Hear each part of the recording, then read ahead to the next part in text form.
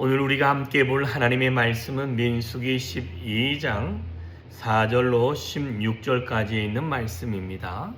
민수기 12장 4절에서 16절까지 있는 말씀 같이 읽습니다. 시작.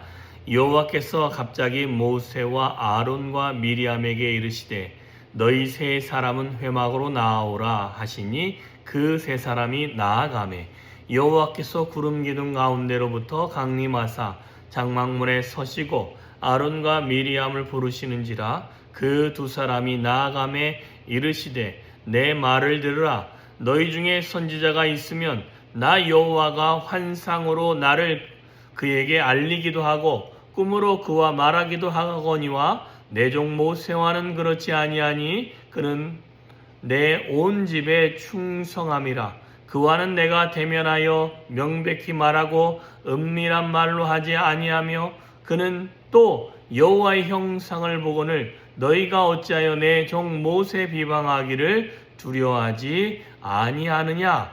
여호와께서 그들을 향하여 진노하시고 떠나심에 구름이 장막 위에서 떠나갔고 미리암은 나병에 걸려 눈과 같았더라. 아론이 미리암을 본즉 나병에 걸렸는지라. 아론이 이에 모세에게 이르되 슬프도다 내 주여 우리가 어리석은 일을 하여 죄를 지었으나 청하건대 그 벌을 우리에게 돌리지 마소서. 그가 살이 반이나 썩어 모태로부터 죽어서 나온 자같이 되게 않게 하소서. 모세가 여호와께 부르짖어 이르되 하나님이여 원하건대 그를 고쳐 주옵소서. 여호와께서 모세에게 이르시되 그의 아버지가 그의 얼굴에 침을 뱉었을지라도 그가 이래 동안 부끄러워하지 않겠느냐. 그런즉 그를 진영 밖에 이래 동안 가두어 그 후에 들어오게 할지니라 하시니 이에 미리암이 진영 밖에 이래 동안 갇혀 있었고 백성은 그를 다시 들어오게 하기까지 행진하지 아니하다가 그 후에 백성이 하세롯을 떠나 바란 광야에 진을 치니라. 아멘. 지난주 토요일 말씀에 이어지는 것입니다. 미리암이 모세가 구스 여인을 취함으로 말미암아 비방하고 어떻게 모세만 지도자겠느냐 우리도다라고 이야기를 합니다. 그거에 대해서 하나님이 갑자기 이 세 사람을 부르고 세 사람을 부른 이후에 어떻게 하냐면 그 중에 하나님의 구름이 장막 가운데 임하고 그 임한 이후에 아론과 미리암만 부르게 되어집니다. 그때 그들에게 설명을 하는 내용이 6절 이후에 있습니다. 내 말을 들으라. 너희 중에 선지자가 있으면 여호와가 환상으로 그들에게 말하지 아니하겠느냐. 꿈으로 그들에게 알려줄 것이다. 그런데 내 종 모세는 그렇게 알려주는 것과 다르게 이 사람은 온 집에서 내 집에서 충성합니다. 네, 하나님의 일에만 충성된 사람이다라고 하나의 평가를 하셨고 두 번째 내가 대면하여 명백히 말하고 은밀히 말하지 아니하고 또한 여호와의 형상을 보거늘 어찌하여 너희가 모세 비방하기를 두려워하지 아니하냐. 두 번째 평가는 내가 이 사람과 대화를 하는데 대면하고 또한 숨기는 일 없이 그 다음에 나의 형상을 본 자가 이다라고 이야기를 합니다. 그리고는 그들을 향하여 진노하게 되어집니다. 그런데 놀라운 건 진노는 한 사람에게 임하게 되어집니다. 그게 누구냐면 미리암입니다. 문둥병이 걸렸다는 거죠. 여기서 유추해 볼 수 있는 것은 미리암이 이 모든 일을 선동했던 사람이다라는 것입니다. 그래서 아론이 이 상황을 보고 모세에게 와서 이야기를 합니다. 뭐라고 말합니까?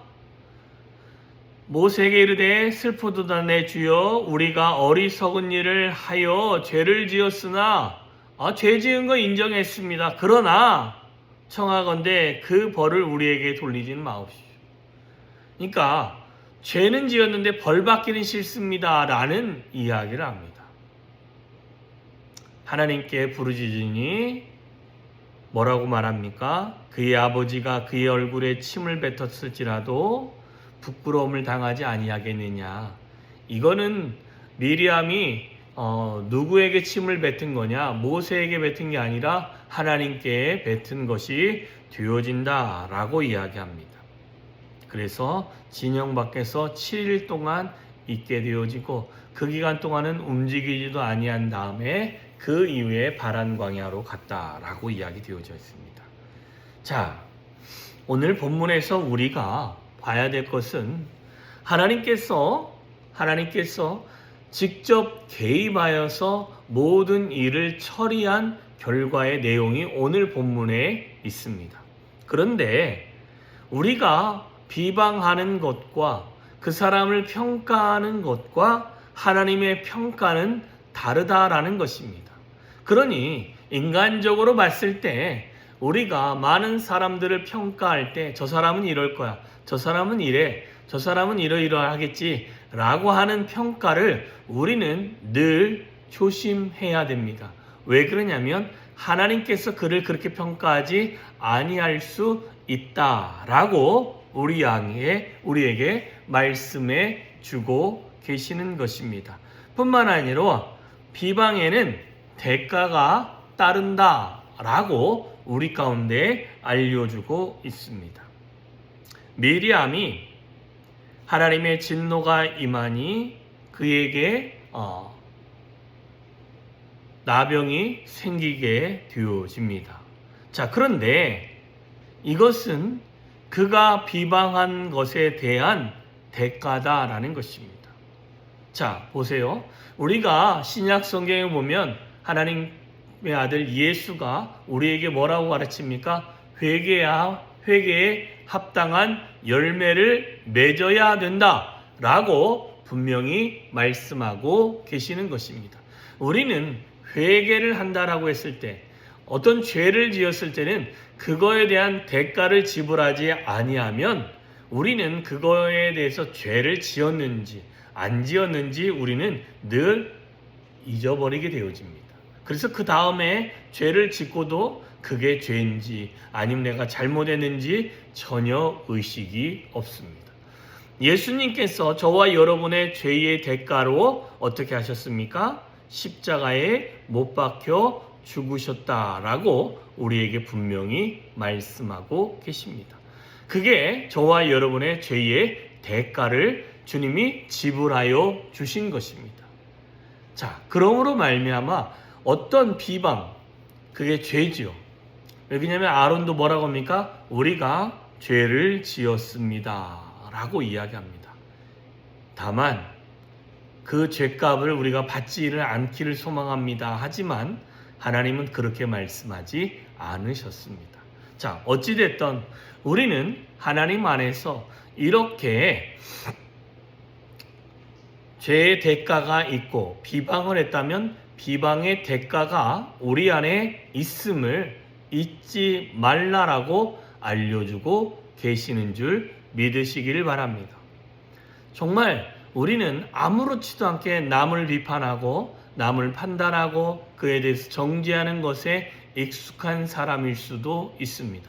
그러나 하나님은 그 사람을 그렇게 안 보고 계시면 그에 대한 대가가 저와 여러분에게도 있을 수 있으니 여러분 할 수만 있다면 저와 여러분의 입술에 하나님을 찬양하고 많은 사람의 장점을 보아주고 그들을 인정하고 그들이 하나님의 편에서 귀한 모습을 유지해 갈 수 있도록 칭찬해 줄 수 있는 저와 여러분이 되어주시고 그래서 하나님이 저와 여러분 안에서 일하시는 그 거룩한 능력을 경험할 수 있는 귀하고 복된 하루가 되어주시기를 주님의 이름으로 축원합니다. 기도하겠습니다.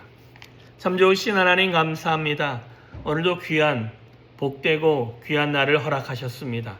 하나님 정말 오늘도 주님의 뜻 안에서 살아갈 때에 하나님 내 인간적인 계산으로 하나님의 뜻이 어디 있으며 하나님이 그를 어떻게 평가하시는지 생각하지 아니하고 그냥 내 머리에서 생각나는 대로 아무렇지도 않게 말하고 있다면 하나님 이런 잘못을 우리가 주께 죄로 인정하여 고백하오니 주여 용서하여 주시옵시고, 하나님 정말 우리가 그런 비방과 담을 헐뜯는 일에 집중할 것이 아니라 하나님이 그를 어떻게 보시는지 곰곰이 생각하면서 우리의 입술에 부정함으로 부정한 열매를 맺지 않게끔 하나님 온전히 주님 따라가는 주님의 자녀다운 삶을 살아갈 수 있도록 주여 은혜 위에 은혜로 더하여 주시옵소서. 매 순간 하나님의 은혜가 넘치게 하시고 매 순간 하나님께서 우리를 인도하시며